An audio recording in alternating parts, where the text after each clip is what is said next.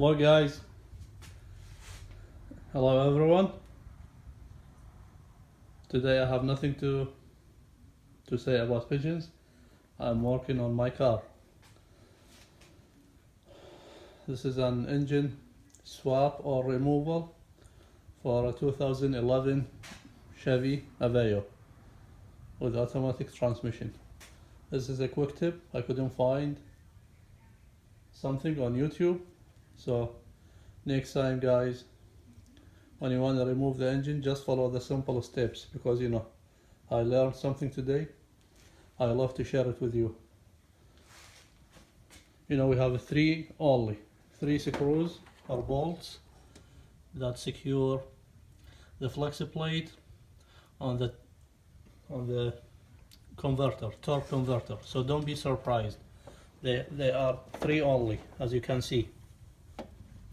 That's one. This is the torque converter.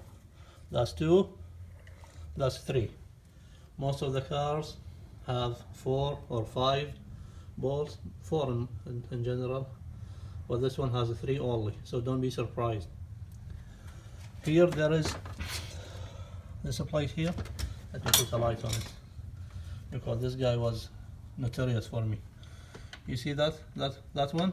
You see it, guys? To remove this bolt, this is to secure the engine on the transmission side.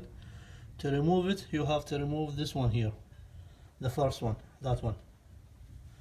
So remove this one first. This is the mount, the transmission mount, the rear one. Okay, you remove this one, then you go back to that one, to this one here, because you cannot pull it out, and this one in here, it is difficult. That's another tip. The space here is so limited.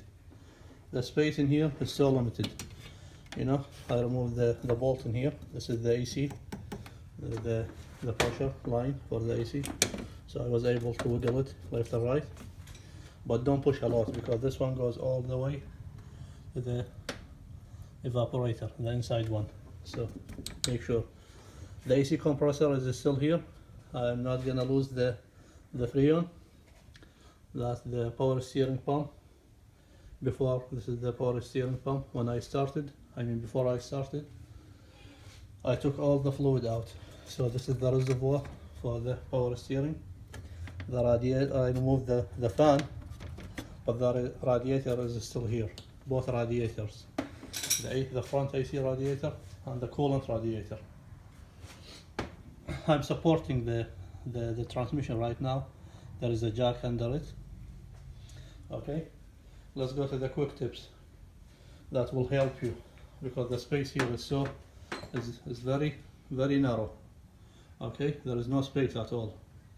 So I thought first I have to remove the engine and transmission at the same time, but then I was lucky. This is you see this, guys? You see this one, guys? This is the pulley that goes on the water pump. Remove this one before you start. Leave the serpentine belt on. Remove it before you start. Okay, remove this one first.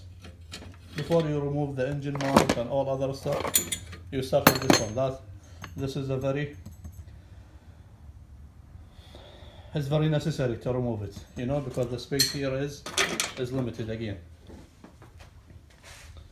So I removed it, and I recommend also you remove the water pump. That will give you more space. Then I removed the timing belt cover, the harmonic pulley, the harmonic balancer pulley. I left the alternator, as you can see, guys. I left it here, but I was able to pull it up. I removed this one is the intake. I removed the intake here. This is the intake side. The intake goes at the back, and this is the muffler, the exhaust side. So I removed this one also. Then I pulled, as you can see, I was lucky to pull this engine up. One more tip, guys, for you. This is for engine swap, engine removal, whatever you call it. Look at look at the torque converter. This is kind of like a tip in here or something, so this one will give you a hard time, but don't give up. Don't give up. This one will give you a hard time because it's not straight. You see the diameter here? Here is bigger than here. Diameter larger. So this is like kind of tip. I don't know why they made that design. I removed engines before, Sonata 2006, 7, 8, 10, Camrys, different models. They don't have that tip. So this is all about it.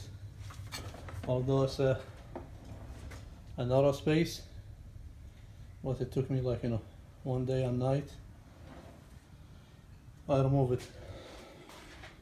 We'll take this engine to the machine shop, spend a couple of $100 on it. They will restore it, and then I will put it back and install it back in the vehicle. Thank you guys for watching. Have a nice and a wonderful day.